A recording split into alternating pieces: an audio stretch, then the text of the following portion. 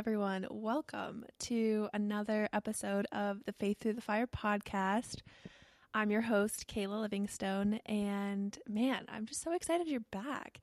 So excited to be here, and I hope you all are just having a great week. It's Friday. We made it through the week. I hope the weekend is incredible, and I just hope that you are really getting to experience the joy of the Lord today and this weekend and every day, honestly.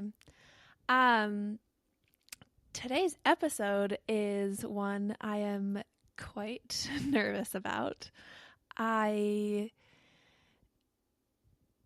would not be being true to this podcast and to the reason I started this podcast if I didn't talk about it. And so here we are. By the title of it, I'm sure you know, we're going to be talking about anxiety and depression as a Christian today.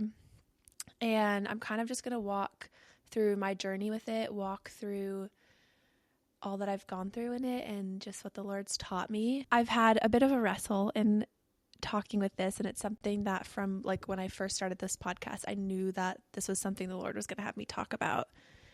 And I think anxiety and depression are something that is hard to talk about because there aren't words that make it go away. There aren't words, oftentimes words don't even help. And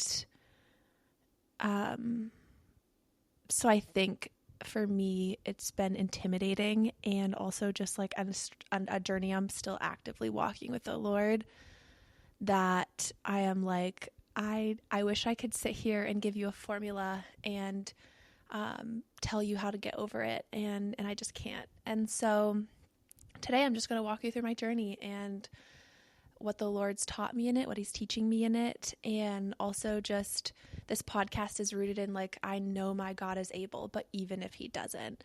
And so this is a very active journey of faith I'm walking the Lord in right now, of just I know my Lord is able to heal me and deliver me from this, and even if he doesn't, he's still good.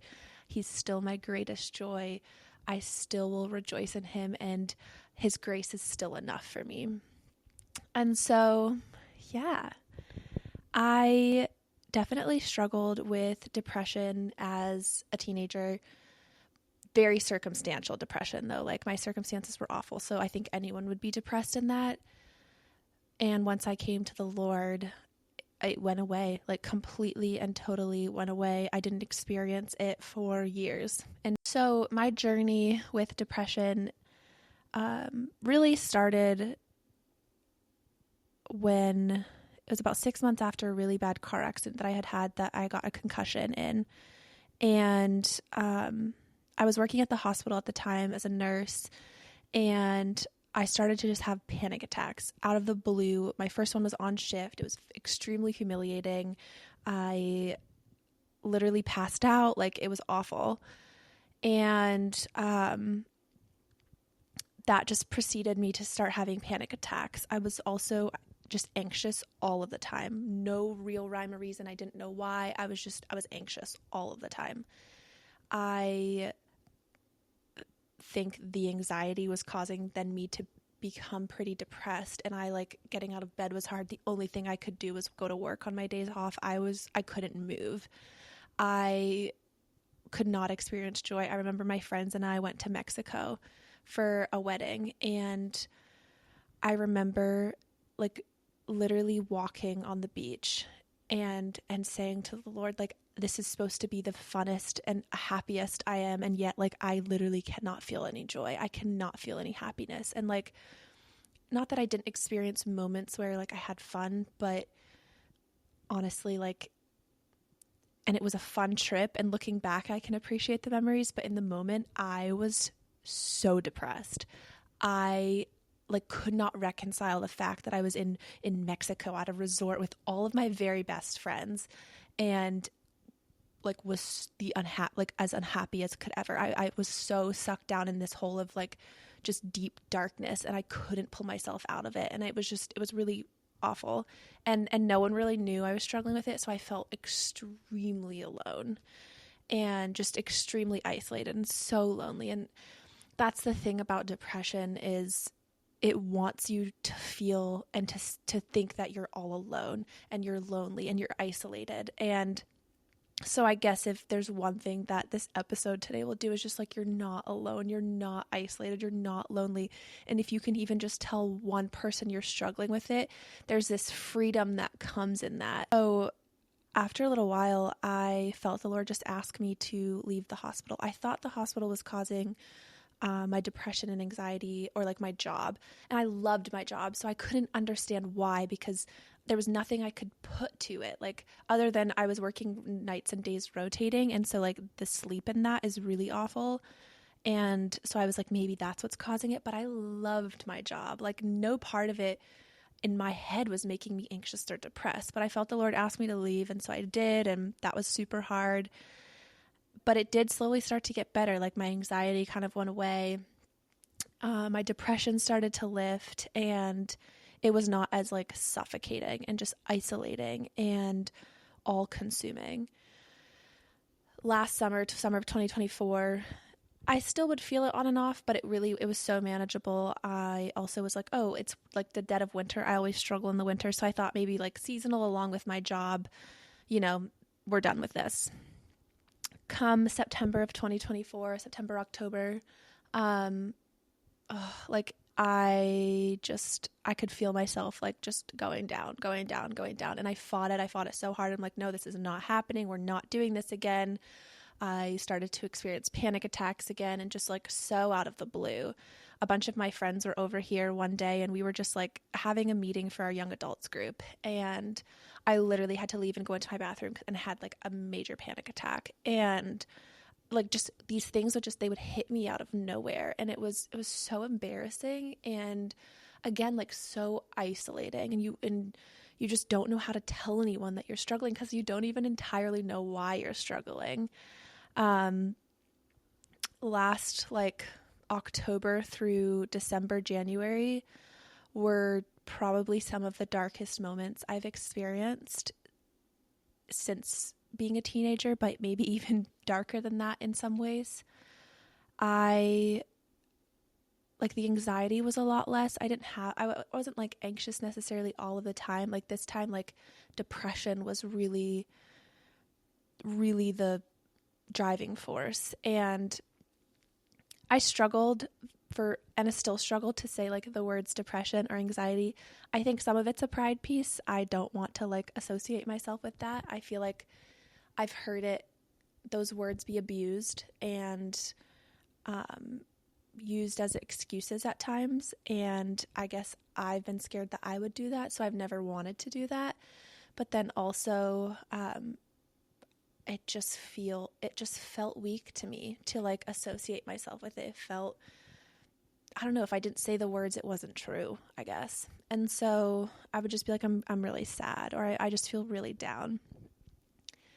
But man, it got so bad. The thoughts in my head were like the darkest thoughts I like have had in a very long time. I literally remember driving in my car and having these thoughts of just like, oh, if you just drove off the road, you wouldn't have to do this anymore. And I'd be like, no, like, I don't want to have that thought, and like give it to the Lord. But like, I was not in control. Like, I was not in control of those thoughts, which is the scariest part of it all. I was desperate, like falling back into like my old habits of suicidal ideation and just like living in this world where I wasn't alive. And I knew that I would never act on it. Like I knew that I was way past that, but I begged and begged and begged the Lord to just like take me home. And I begged him to just like bring me to heaven. Like I didn't want to keep living. Like it was so dark. And there were so many times I remember like driving in my car and just like to wherever I was going and just saying to the Lord, like, I don't think I'm going to live through this. Like, I don't think I'm going to make it out alive. I don't know what's going on, but I'm not okay. Like, am I going to die? And all the time I asked him, like, Lord, am I dying? Like, am I going to die from this? And it literally just felt like this dark, dark, dark, dark pit, and just deep sadness and deep, like, sadness doesn't even describe it, but like depression. I literally thought it was going to kill me. Like, it literally felt like it was suffocating me and just going to kill me from the inside out. And I remember it was one day I was on my knees and I was just like praying and crying out to the Lord and like, please God, like, please save me from this. Please deliver me. Like, I am victorious. Like, I would repeat all the scriptures over myself. I would repeat, I'm victorious in Jesus and all of these things. And like, nothing was working. And I could not understand it. I could not wrap my mind around it. Nothing was bringing me comfort. Nothing was bringing me hope. I couldn't even muster up the strength to have hope. And like, I, talked to my community a little bit about it, but like, it's one of those things where it's so hard to talk about because you don't, like, everyone wants to know why and how they can fix it. And there's not really ever a why or a fixable variable necessarily. Sometimes there is, but in my case, there wasn't. Like, I didn't know why. There were certain circumstances that I'm like, maybe this would help. But even then, like, I felt so nothing, like below flatline, below nothing. You feel nothing. So I'm on my knees before the Lord and I'm just crying out to him. And up until this point, I had never considered medication. I had never considered being someone who would go on medication. I grew up in an environment where that was just a big fat no-no. Like, you just didn't do that. If you kind of went on meds for stuff like mental health wasn't even a thing growing up for me. Like, that was just, you were being dramatic. And you would never go on meds for that. Like, the Lord's supposed to heal you from that. The Lord's supposed to save you without the meds. Like, kind of like if you don't have enough faith if you go on meds. And I wrestled that a ton.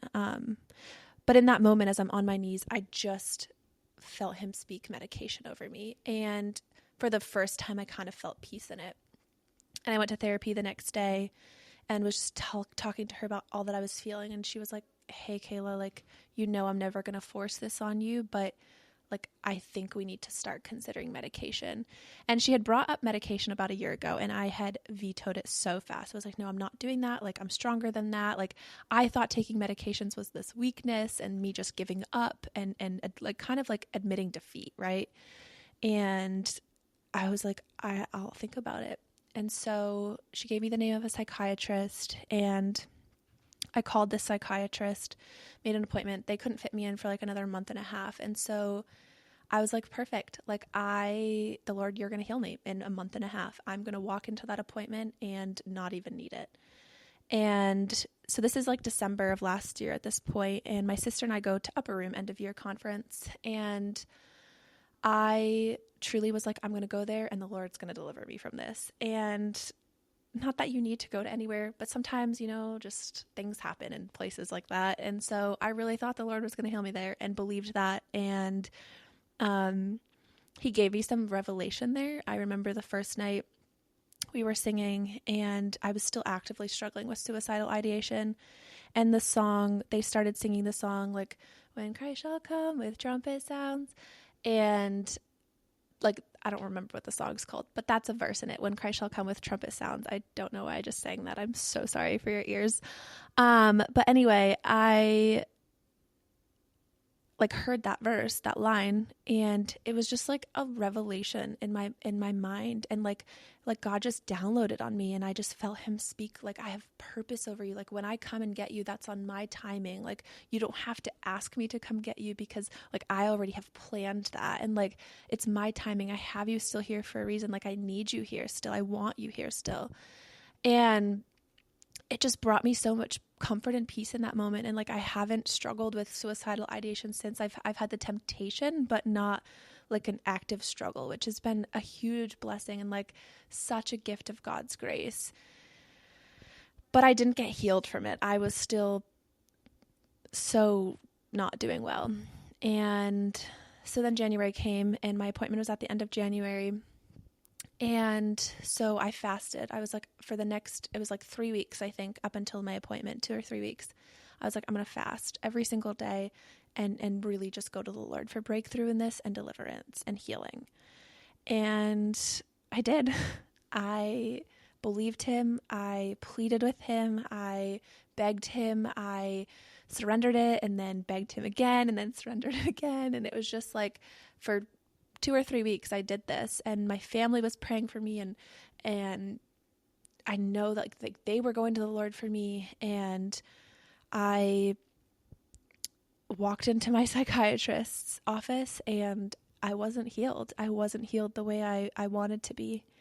And like we talked, and that night I picked up the medication. And again, like to some people, taking medication is not a big deal. But for me, this was like the biggest step of faith I could have ever taken in this moment, just because of my background and everything. And so I remember the next morning, like having the medication and looking at it and being like, I cannot believe I'm about to do this.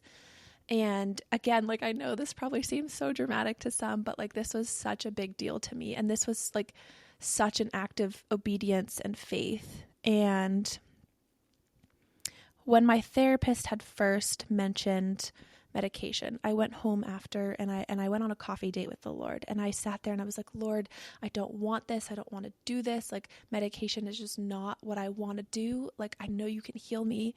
Lord, like show me what you want. Like, do you want me to go on meds? Do you not? Like where are you leading me in this? And I felt him take me to the passage where Elijah was like super depressed by the river or the creek or whatever in Kings. And I remember just reading that and the Lord just speaking to my heart. And I felt like he just said to me, like, I provided the bread and the water for Elijah, but he still had to choose to drink and eat it. I'm providing you this medication. Now you have to choose to take it.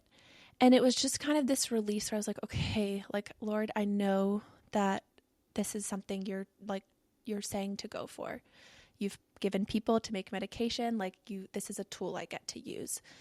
And I still begged him for deliverance. I still begged him for healing, but I had that like piece of assurance of like, even if he doesn't, like, this is something he's giving me.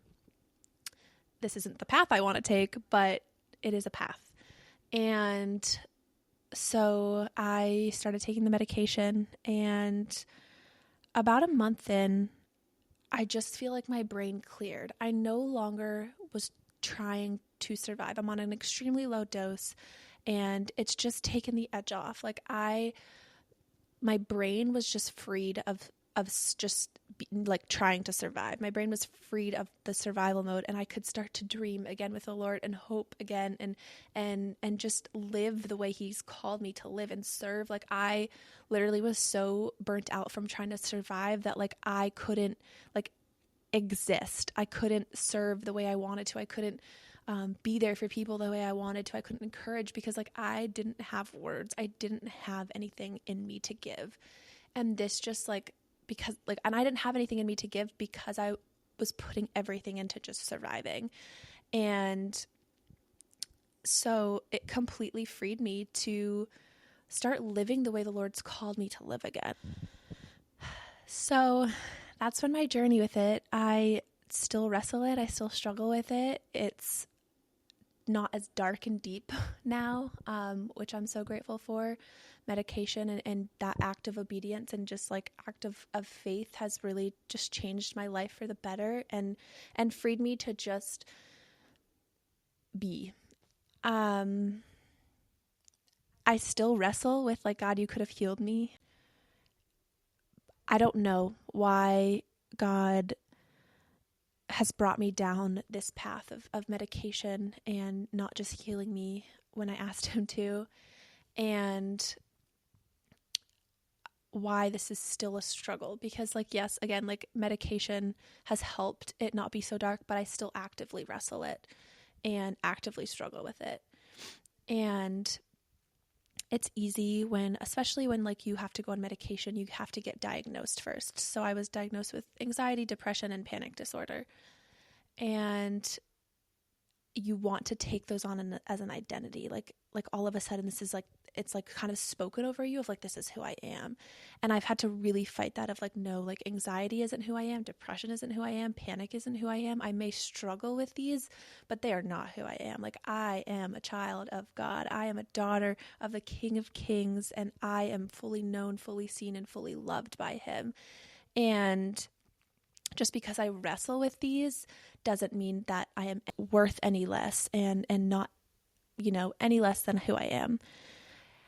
I think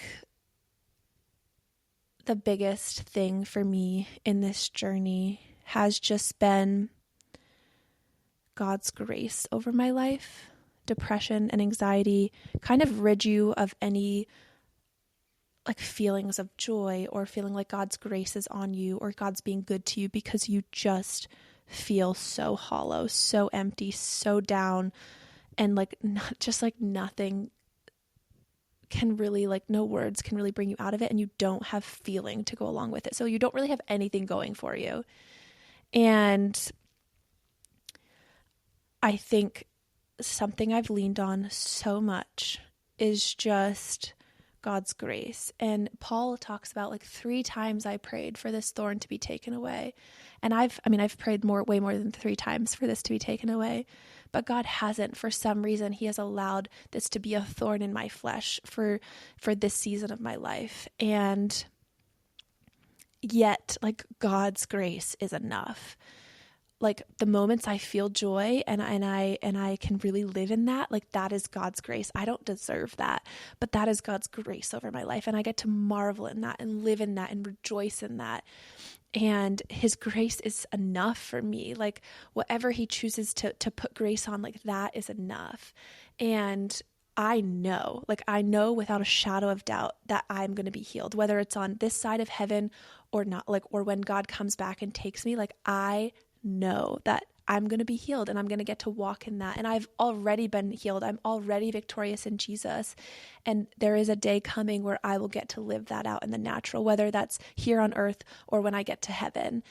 And for now, like this gets to be a thorn in my flesh. And this is something that I get to use to just drive me closer to Jesus and lean and depend on him. And when I'm weak, then he is at his most strongest in my life, and his power flows through me at the most it could ever flow through me is when I'm at my weakest. And like that is incredible, and that is such a joy, and that is something that some days I like walk so confidently in and rejoice in, and other days I'm like, Lord, I just want to feel it, The beautiful thing about like being a child of the Lord in all of this is that like I know that because I am a child of the Lord, I am heard. And I know that whether he chooses to answer me and my requests for healing the way I want him to or not, like his answers are sufficient. His answers are enough for me. And I can walk in that confidently. And I think that's just been a big comfort I've leaned on, of just like you are enough. Psalm 23 has been a lifeline for me of just like, the Lord is my shepherd, I lack nothing. The greatest, I think, thief of just depression and anxiety is that you're lacking something too. It's like you're lacking joy, or you're lacking peace, or you're lacking something that will make you be healed, right? And it's like the biggest lie of the enemy is that you're lacking something that's going to heal you. And yet the Lord is my shepherd, I lack nothing. You won't necessarily feel that to be true, but it's something we get to remind ourselves over and over and over and over again until it is so deep within our core that we know it to be true, no matter how we're feeling. And then another passage of just Psalm 23 is like, even though I walk through the shadow of the valley of the shadow of death, I know you are with me. Your rod and your staff, they comfort and protect me. Like, depression feels like the valley of the shadow of death, like feels like you are dying. And God is with us in that. He is so deep down in the dumps with us. He is so deep down in that pit with us, and he's pulling us out. And whether it feels like he's pulling us out at his pace or not, like he is victorious over it. He's deep down in that with us, but he is victorious in it. Like we will not be staying there at all. That is in the grave, and we God has risen, and we serve a God who has risen. Something my dad has always said to us, and specifically like said to me in the past couple of years a lot, is just, Kayla, like when I'm going through hard times, he was like, all I can say is like, Lord, I'm yours. Make me into who you want me to be. And at times that's not what I want to hear, but it's always what I need to hear. And it's just like, I just always have to come to this point where it's like, Lord, this isn't what I want to be going through. This isn't what I want to be struggling with. But Lord, like, I'm not my own. I'm yours. This life isn't about me. It's about you. And so God, in this, make me who you want me to be, and do not deliver me from this until you've made me into who you want me to be, which is the hardest, boldest prayer ever. Because when I pray that, like, I am saying, do not answer me and deliver me from this until I am who you want me to be. And there is a very good chance that that's the rest of my life and on earth. And I'm okay with that. I've gotten to a place where I'm okay with that because, for one, like, God promises that his plan for me is perfect. He promises that he withholds no good things, no good thing from those who seek him. He promises that we lack nothing in him. He promises that his grace is sufficient. He promises that he has plans to prosper, not to harm me. And so he promises that all the paths of the Lord are loving and faithful. And so in that, if this thorn in my flesh is something that is what he has for me, I know it aligns with all that because that's what he's promised. And so I'm okay with that. Like, I want to be as most like Jesus as I can be. And if this thorn in my flesh is what's going to help with that and what he's going to use to make me more like him, then I'm okay with it. I accept it. And if this is his will, like, I will walk in it. Something I feel like the Lord has also just reminded me of is that depression and anxiety and mental health, like, struggles in general, were never part of his plan for our lives. They were never part of the original plan. Like, it is a part of just our fallen world. And in that, he is so kind and gracious to meet us there and to, like, reveal himself to us. And I think one of the biggest things he's revealed to me just about his character in this is just how kind he is and how compassionate he is. And there's been so many times where I was like, Lord, I need your joy. I need your joy. Like, the joy of the Lord is my strength. That verse has frustrated me at times because I'm like, Lord, like, what does that even mean? Like, I can't feel anything, but it's not my joy, it's his joy. And so, like, Lord, how does that relate to me right now and my circumstances? And so often I would just pray this, and then a few hours later, I'm like, man, like, I feel joy right now, or I don't feel so deep down in just like the depths right now. And he's just, like, kindly and compassionately, like, given me joy when I really shouldn't have had joy in that moment. And just unexplainable joy and unexplainable peace. And that is just such a gift of grace. And I have gotten to just see his kindness in that, and just seeing, like, his character, and, like, this isn't what I wanted for you. This is something I'm allowing right now. But, like, I am still who I am, who I say I am, even in this. I wish I had this formula that was just like, do this and say this and pray this and you won't be depressed or anxious. And it's just like, that's not the case. That's just not life. That's usually not life with the Lord either. And it's just been this, like, steady, daily, day in, day out surrender of just like, Lord, make me into who you want me to be. And don't deliver me from this until you're satisfied, whatever that looks like. But, like, help me to walk in the truth that your grace is sufficient for me no matter what I feel, no matter what my circumstances are, no matter what's going on, your grace is enough for me.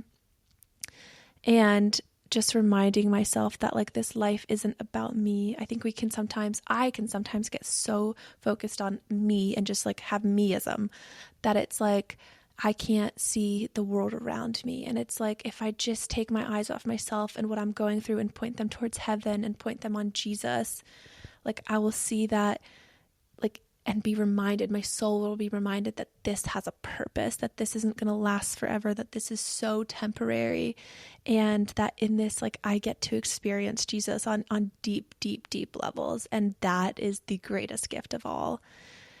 So if I were to give any encouragement, if you are someone that is struggling with depression or anxiety, first of all, like, I need you to hear me when I say I'm so sorry. I am so sorry. Like, my heart absolutely breaks if you are someone who is struggling with this. And this isn't the end. This isn't who you are. This isn't your story. This isn't who God's made you to be. Like, this isn't from the Lord. And in him you are victorious, and this is not going to last forever. It's so temporary, and if this is a thorn in your flesh for your rest of your days on earth, it is nothing compared to the joy that we will get to experience in eternity forever and ever. It's nothing compared to the peace that we will experience for eternity and eternity. And so my biggest encouragement, and you're not going to love that I'm about to say this, but it's just like surrender, like get down on your knees and say, Lord, make me who you want me to be in this. Like, do not deliver me from this until you're satisfied. Like, I'm yours. This isn't about me. This is about you. And I think when we can stop fighting it and surrender it, there is a peace that comes with that of just like, Lord, like, you're the only one. I'm helpless before you. You're the only one who can deliver me from this. You're the only one who can heal me from this. And like, whether I get to experience that healing on earth or not, like, that is totally up to you. But God, like, you are my hope. Like, my hope is not in medication. My hope is not in a thing we can say or a prayer we recite or any human being, any doctor, any chemical test of brain and balance or anything. Like, it is literally, my hope is in Jesus. My hope is in my healer. My hope is in the God of the universe. My hope is in the literal one who died for me. There's my devotional the other day was talking about how, like, we can trust the man who died on the cross for us. And if we can't trust him, then who can we trust? And it's like, Lord, I can trust you because you died on the cross for me. And you saved my soul. Like, I can trust you with the soul that you saved and the life that you've given me. And that has brought me a lot of just like comfort and hope too, of just like, no, like, he loves me so much. He loves you so much that you can trust him who died for you. I also don't want to sit here and be like, oh, like, if you pray for healing or deliverance, that's not going to happen. It happens for so many people. I've heard incredible, miraculous stories of Jesus delivering someone from and healing someone like miraculously from depression or anxiety. And so, like, I am praying that over every single one of you, and just praying that his healing hand would touch you as you just hold on to the hem of his garment. And that's just not been my story so far. And for those who have prayed and begged for years and you're still waiting and you're still holding on to the hem of his garment, but just not feeling like you've experienced that healing power yet, like, I want you to know you're not alone. You are not alone. And in this, God is still so good, like, so, so good. And my soul, my heart, I think all of our hearts and souls are very finicky, and there is so much power in preaching to ourselves every day the goodness of God and just rejoicing whether you feel it or not. Like, there's been so many times I've put note cards in my car on my dashboard that's just like, I praise you because of this, I praise you because of that, I praise you because of this. Like, you are good, like, for all of these reasons. And just like, I would just repeat it out loud, and I would repeat it so monotone and so flat, like I didn't feel any of it. And I still spoke it. I still remind my soul of it, because it's not about feelings. It's not about whether you feel it or not that makes it true. It's such a big liar of depression, anxiety. It's like, if you don't feel it, it's not true. But that is a lie. Like, it is true whether you feel it or not. One more like little piece of encouragement I want to just like leave with you in this is Psalm 51, and it's been a psalm that I have absolutely clung to, a psalm that I'm memorizing, and just like a psalm that I read every single day. And there's a couple of verses in it. It's kind of a long psalm, so I really want to encourage you to go read it for yourself. So one of the verses in here is just verse 8, and it says, Make me hear joy and gladness, that the bones you have broken may rejoice. And that verse has just brought me so much comfort, and just like is the prayer of my soul, that like in my most broken parts that they still may rejoice, and that I may hear joy and gladness, and that I just may walk in that and live that out, and that even in the most broken parts of me, like those most broken parts will still rejoice. And then the other verse is verse 16 and 17, and it just says, You do not desire a sacrifice, or I would offer one. You do not want a burnt offering. The sacrifice you desire is a broken spirit. You will not reject a broken and repentant heart, O God. This verse has been so powerful to me, because so often I come before the Lord and I'm just like, I have nothing to give you. Like, I have nothing that I don't even know what to say right now. I don't know how to pray right now. I don't know what to say. Like, I don't have anything to give you, God. And this verse has just brought me so much peace and comfort, because he doesn't want me to bring anything. He wants my broken spirit, my broken soul, my broken heart. And in that, I just get to bring that to him and lay it at his feet and let him pour his love into me, let him pour himself into me. And, I don't have to strive to be anything. I just get to come as I am and let him heal those broken parts of me. So yeah, I just encourage you to go read that psalm and just like meditate on it. Really, like, there's just so much wisdom and truth in that, and so much just comfort in the Psalms in general. So yeah, I hope that this has been helpful. I hope that at the very least you feel less alone in your struggle. I hope that you just can walk away from this feeling encouraged that like God is for you and not against you. And in these moments and in the seasons of just feeling so depressed and anxious, it can feel like God is against you, it can feel like the world is against you. And so like, I just hope and pray that at the very least you can turn off this episode and know that God is for you and not against you. This was never his plan for you. This was never his plan for anyone in humanity. And yet in it, like, he's so present. He's so kind. He's so loving. And there is deliverance. There is healing. You get to walk in victory in him now because of his blood. Like, the blood of Jesus has cleansed you from all depression and anxiety. The blood of Jesus has washed you from that. And we get to live that out now, even with not experiencing it in the natural yet. And so, yeah, I'm praying for you guys. I'm praying over your hearts and your mind. I am just pleading, the blood of Jesus over you and your life, and just your thoughts, and know that this episode, all episodes are deeply prayed over, but this one is so saturated in prayer, and every single one of you are just prayed for. I love you guys so much, and I am so grateful to get to just sit here and share just my journey with the Lord, and, you know, little bits and pieces of just my even if faith journeys that the Lord has me on right now. And I'm honored that I get to share this one, and I am honored that you guys even want to listen. So, yeah, I love you guys. I'm praying for you. I hope you have the best weekend ever, and I'll see you next week. Bye.